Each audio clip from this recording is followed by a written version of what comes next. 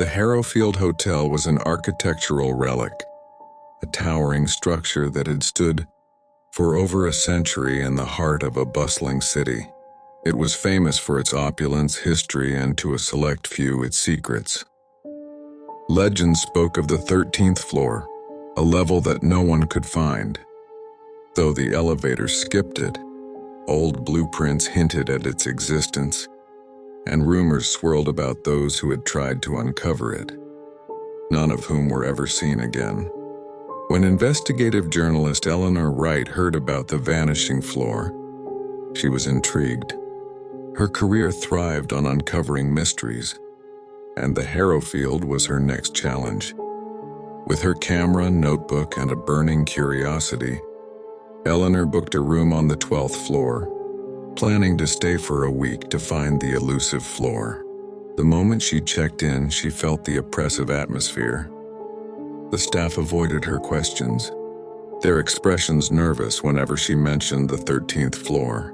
That night, Eleanor began her investigation, unaware of the horrors she was about to uncover.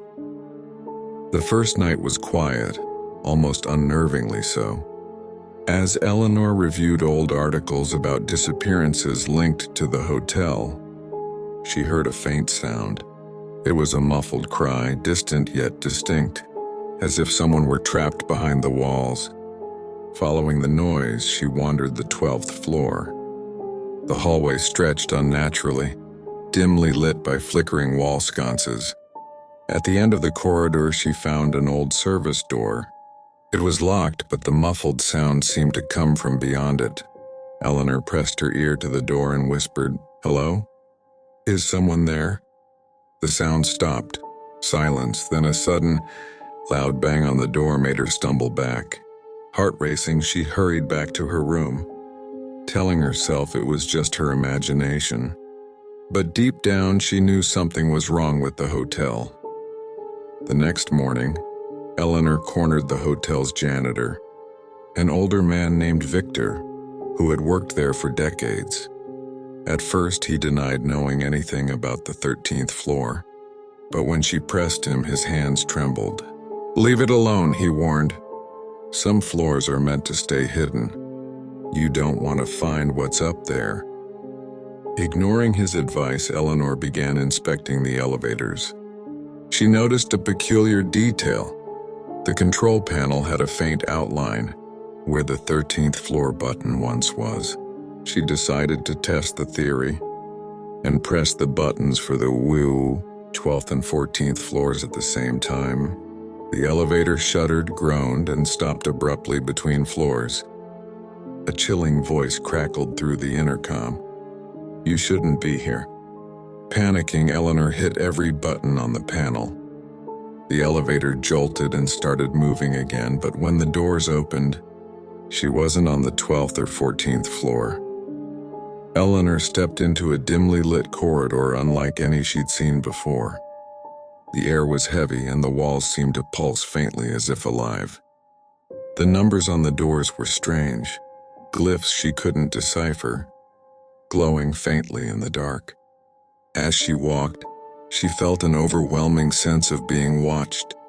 Her flashlight flickered and a shadow darted across the corner of her vision. She followed the corridor to a door at the end labeled simply, "Room 1399. Inside, the room was pristine, unlike the decrepit hallway outside.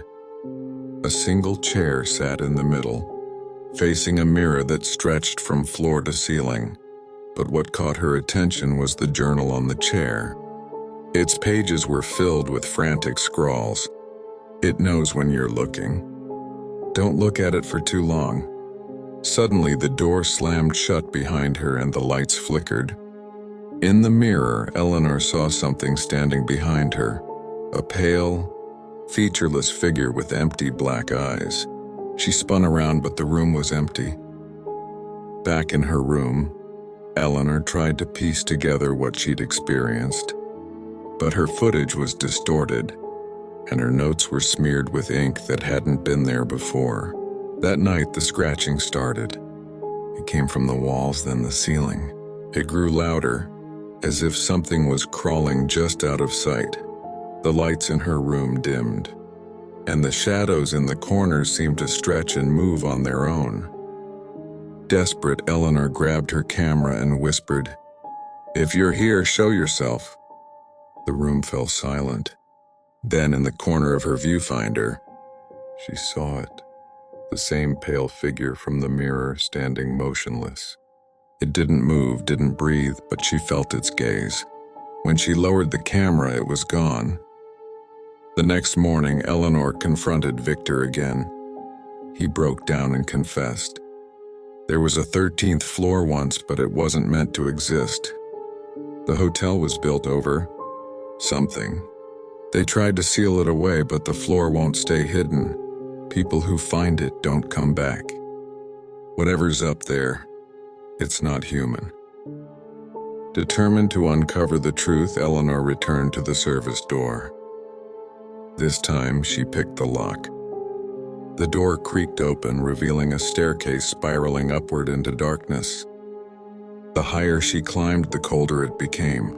At the top, she found herself back on the 13th floor. But it was different this time. The walls seemed to breathe and the symbols glowed brighter. She heard whispers all around her. "Turn back. It's too late." At the end of the corridor was room 1399. The door was ajar, and inside was a void of endless darkness. Eleanor stepped in and the door vanished behind her. The room stretched infinitely, filled with countless mirrors reflecting versions of herself, some distorted, others staring back with hollow eyes.